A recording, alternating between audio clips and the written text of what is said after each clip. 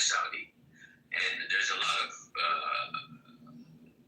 Saudis where they just old, like, just, if you hang around few axioms, you start counting sets, adding one, and the next one, and the next one. Maybe you have something like the well-ordering principle with the least upper bound, and with those two things, you end up landing on calculus of integration. That's all that's required. And then this value of E is made for you, and it's the logarithmic value. So when you have something like exponential decay or any sort of growth or anything that shows logarithmic, so like tens, hundreds, thousands, that kind of grows in this very nonlinear fashion, this kind of number is excellent for that. And similarly to how Pro said, it also governs how far you have to move away from certain phenomena, because that number determines that threshold. So in this very simple way, it's the simplest mathematical example of something from the mathematical world reaching into our world and making choices of which we have no choice in the matter. And I'm curious if Pro agrees with that. Explain, well, okay, that they can do that too. So explain to me how that's different than not having a choice for the value of pi. Is it different in any, really? I think it is. Pi, you just have to start, we have to start with a little bit more axioms and more geometry. But set theory is a simple construction that leads to the number E, whereas geometry, like pi, I have to define it as the circumference over the diameter, and then we have to carry people along for a while as it's this transcendental number. But yes, that is another example of such a magic number. I was going to say, I think maybe you could make a case, because I do think E is somehow a little more magic, but I can't quite put my finger on why I say that. It might have something to do with the fact that it's named after Euler. So no. It's a little oilier. Well, you just came and shook up the room, huh? Yeah, I mean, what's your? So for me, it's kind of that you take a number, e to the x, right? And you have to explain what that means. But it's just interesting. The thing that's special about E is it's the only number which, when taken to x, has a slope everywhere that's equal to its value, right? Yeah, that's pretty special. That's pretty special. Yeah, and I mean that's why set theory is so much fun, because you can just define recursive proofs just by waving them into magic. You say, look, I want to prove 2 + 2 is equal to 4.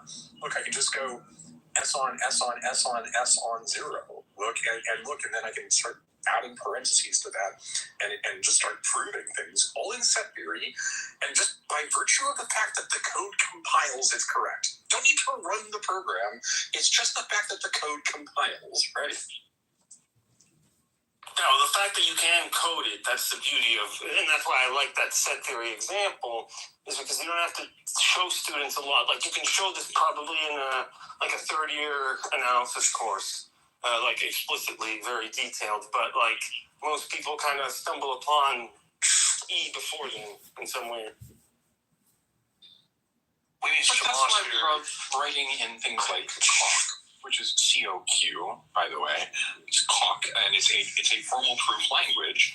You don't run COQ, you just compile it. And the fact that it compiles means you're good.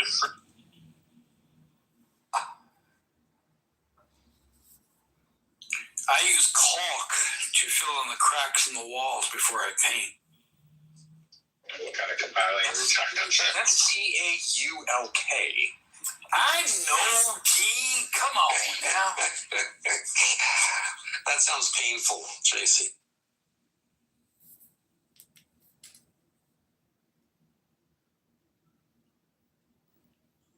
But that's the joke, is that nobody runs COQ in production, because you don't run COQ, it's just compile it. So many COQ jokes I had in the shoot.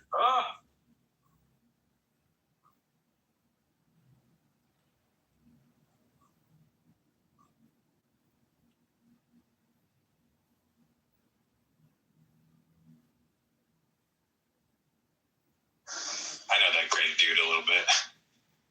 Yeah, know why you said Kitover play the. And it's immediately, I am the victim.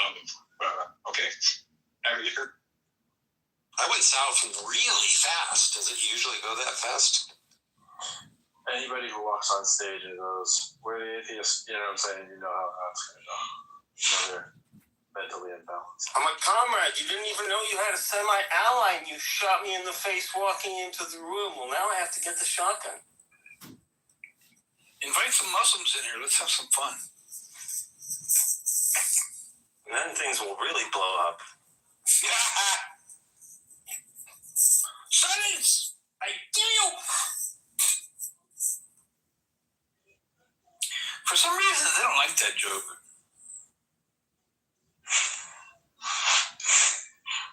Yeah, there's literally zero context in my life where I would ever think, hey, let's get some Muslims for fun. Well, it's clubhouse related. Come on now. Muslims don't seem very fun to me. You can party with Muslims. They kind of take things a little too seriously. Hey, you just gotta bring weed, not alcohol. It's okay. They hate cartoons. We had some Muslim friends over for Thanksgiving, some time ago, and they even brought a halal turkey.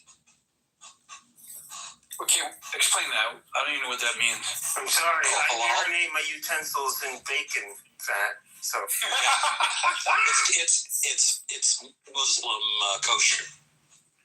Okay, I still don't understand. Oh, well, I mean, so you understand kosher, right? About the way you kill. For kitchen. Yeah, so they brought a halal turkey and it had been killed the right way. Okay, now I get it. Yeah.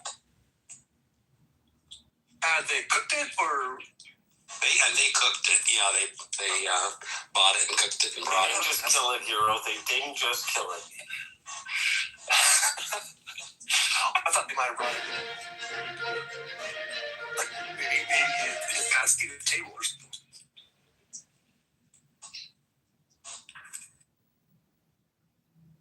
Tradition, like isn't there a thing of dinner tea? Maybe like a seat for the turkey.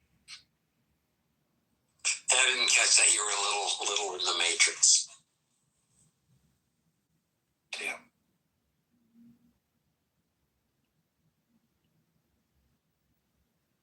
I'm not sure they had ever had a turkey before, but because I don't think that's a common thing.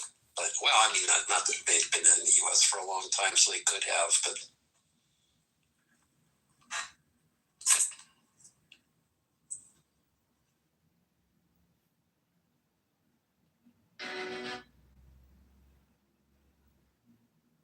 I think it's weird that second price, not second price, excuse me. That shit coming out is going back in. you said something about weird. Yeah, no, I said what I wanted to say wrong, but now I forget what I wanted to say. Oh, second place. Sorry. I think it's weird that second place for, like national bird it was Benjamin Franklin, right? Wanted the turkey. Could be the bird. When you go from second place and your prize is you become the bird designated that everybody eats. It's kind of Well, that worked out that way. I mean, it's like you don't see people eating eagle. I know. Wouldn't that have been? I would have been. What made me think of it is just how crappy of a bird turkey really is. It's like this dry bird, and I was like, I guess that's what happens when you lose the election. It's just. Well, don't you think maybe eagles? Thanksgiving bird. By now, eagles would probably be flat land-bound birds if we decided to eat them instead. Oh yeah, that.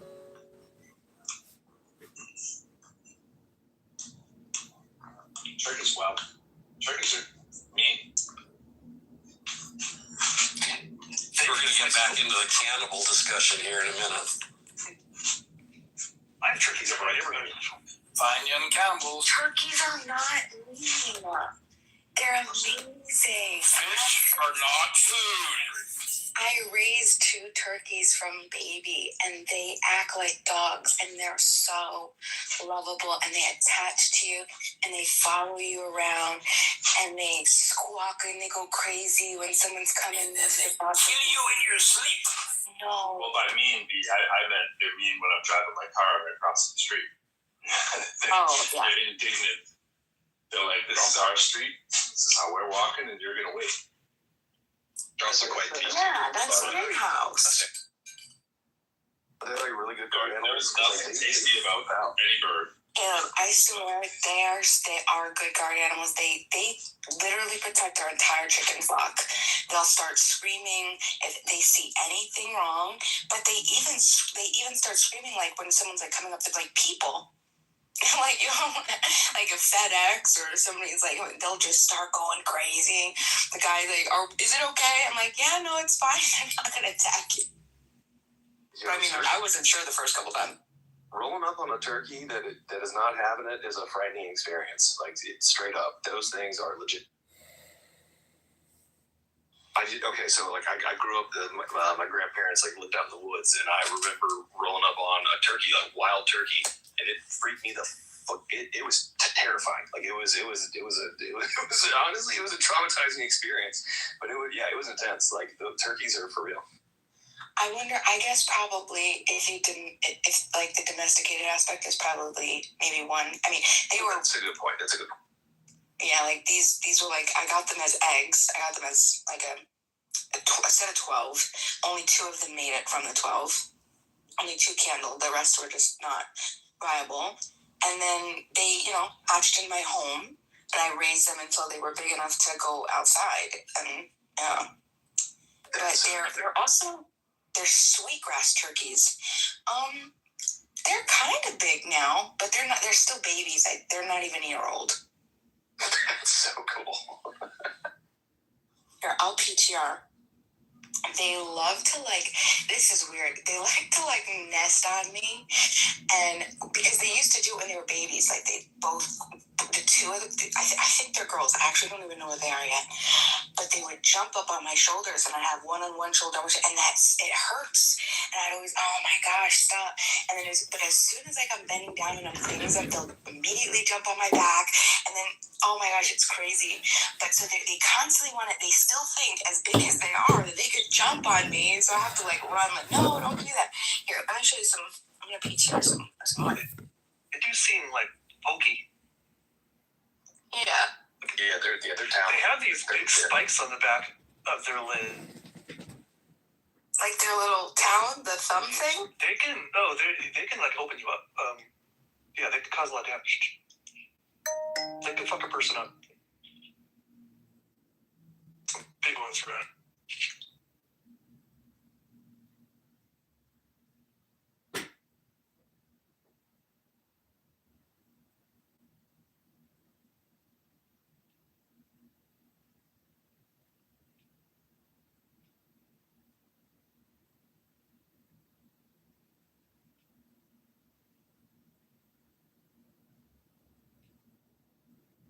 So what was the cannibalism stuff about? I saw that room, but I didn't. Well, it was just it had come up in another room somewhere where they were talking about, people were talking about, killing, about it being immoral to kill people. It's like, and somebody said, yeah, just like a bunch of cannibals around, and it occurred to me that, cannibals don't just go around killing people. They kill people for the same reason anybody kills people. They kill enemies and, stuff like that. Now, maybe they kill people a little more often. Who knows? I don't know. I mean, I really don't know many cannibals. But the point is that it's not about, the thing about cannibals is not that they kill people. It's that they eat people, right? And so, like in some sense, if you come upon a dead person or you kill somebody and then you subsequently eat it, I don't really care too much about the eating part. John, I don't think you put enough time into this book report.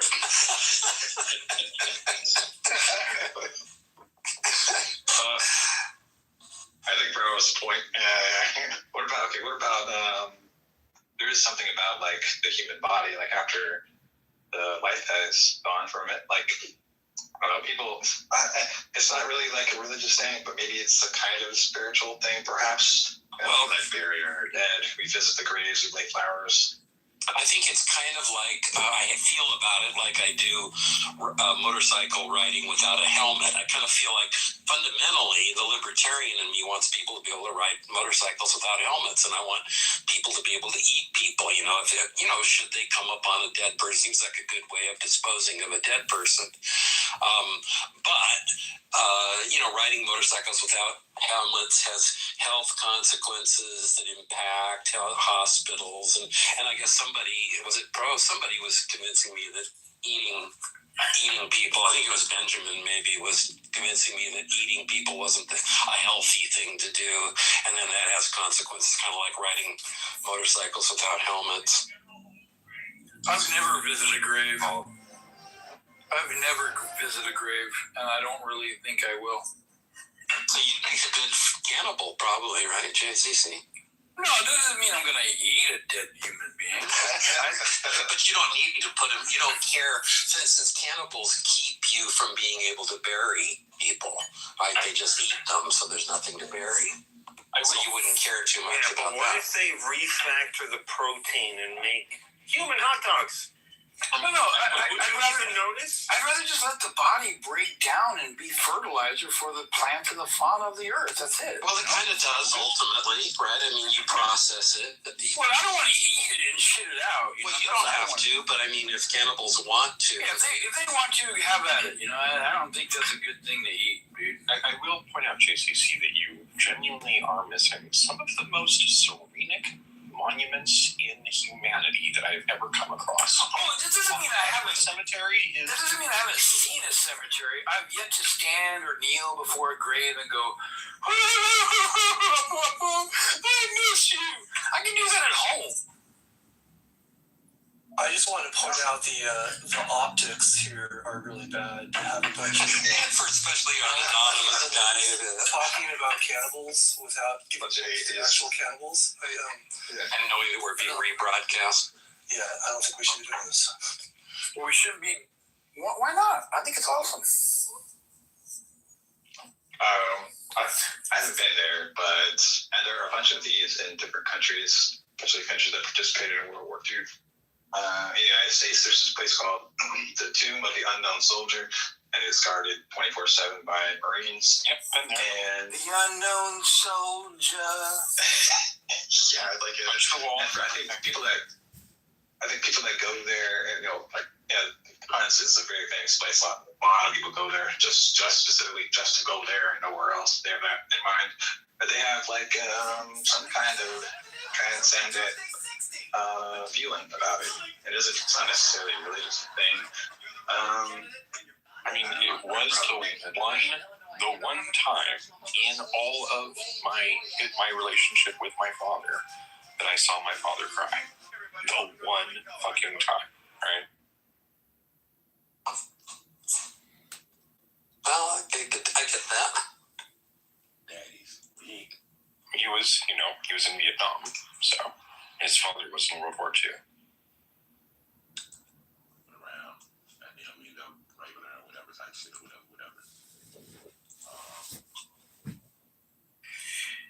So if I get the chills when I hear somebody play or sing, or like my daughter gives me chills sometimes when she plays her violin, or when she gets out her guitar and sings some cool song she learned, is that something that you would consider transcendent?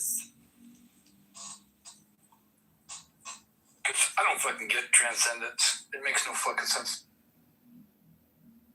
Seems to me like this feeling, it's about like you have a feeling about something that is great, that you feel like is greater than you, and that can take the form of like, that can take shape in like many different forms. Like I don't know, you go to Ground Zero in New York City, and you can look at what has been built there after the Twin Towers were destroyed.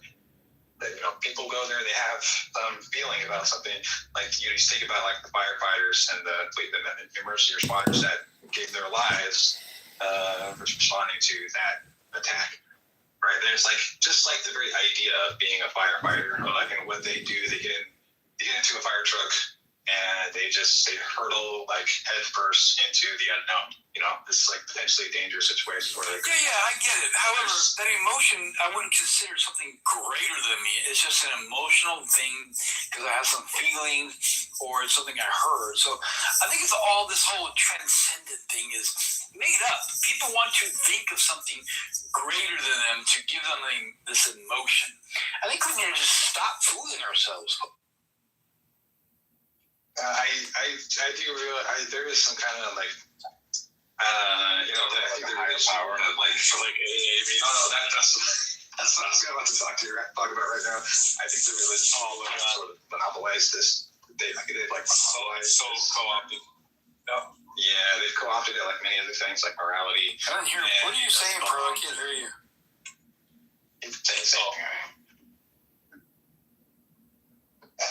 But this is not something that belongs to religious people. It just like they have it, but it's not exclusive to them. And for them to make an argument like that, they're just wrong about that. A lot of people joined the military after 9/11.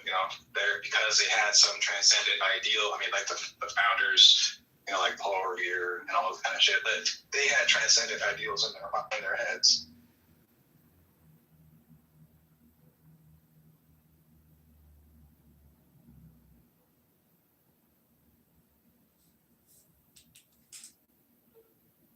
When we say transcendent, how are we defining that? That no equation can be used to solve. I knew you were going to say that. I knew he was too. I was just hoping he had some restraint. Yeah, I knew both of you already had it in chambers, so shut your mouth. Actually, it's true. I didn't know if it was going to be you or Pro, but I knew. You also remember the moment when you looked it up to see like why they call them transcendental numbers in the first place, right? I was like, the numbers are holy? What? Like coming out.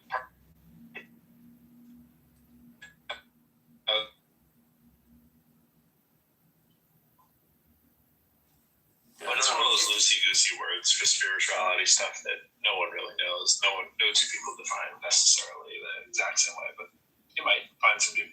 See, if you just put in all that spiritual effort into mathematics, I assure you will become enlightened. It will happen naturally.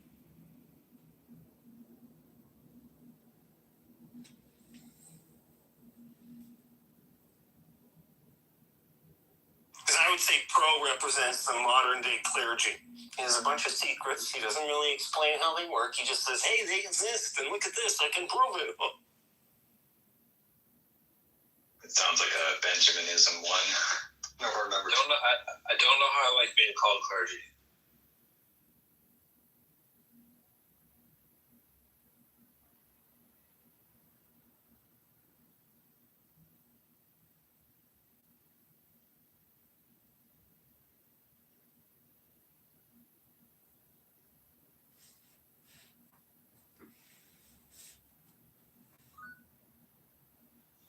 Elliot, do you really want this room recorded? Hello? Oh, you mean replays? I don't really care either way. Disable it. I'm going to shut it off then. Might be some people who want to come up who feel silenced by your mass corporate takeover of gaming data. Who opened the room? Elliot. He who opened have capability to turn off replay. All others do not. They figure it out. All others do not have that capacity. The opener has the power.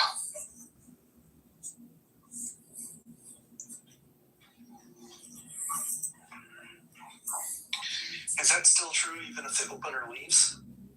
Yes. Oh. I didn't know that. At that point, it becomes Schrodinger's room. However, he who has the power in the house can delete the replay. Schrodinger's room is a great name for a room title. Wait, what? He said Schrodinger becomes Schrodinger's room. And I was like, that's brilliant. That's really. That is a good The replay exists as long as you don't listen to it.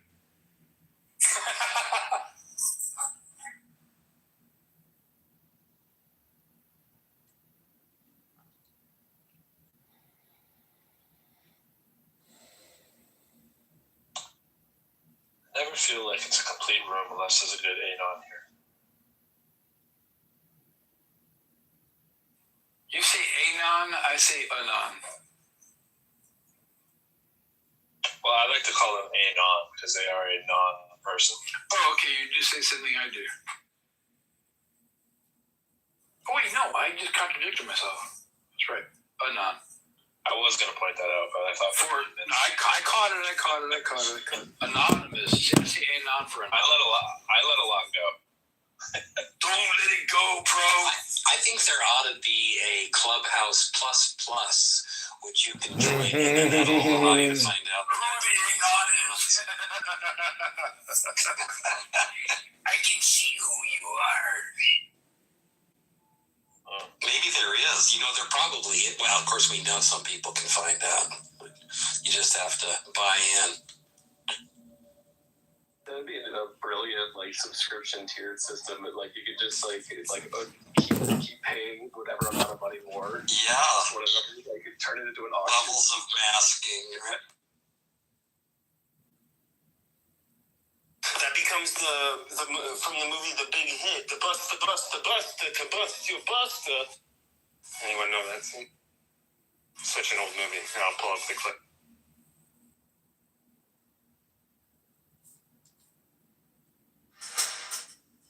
Sup, Michael?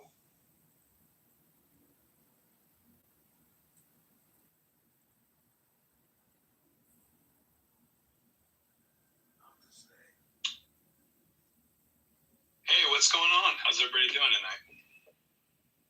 Hey, Michael. We were literally talking about turkeys, bro.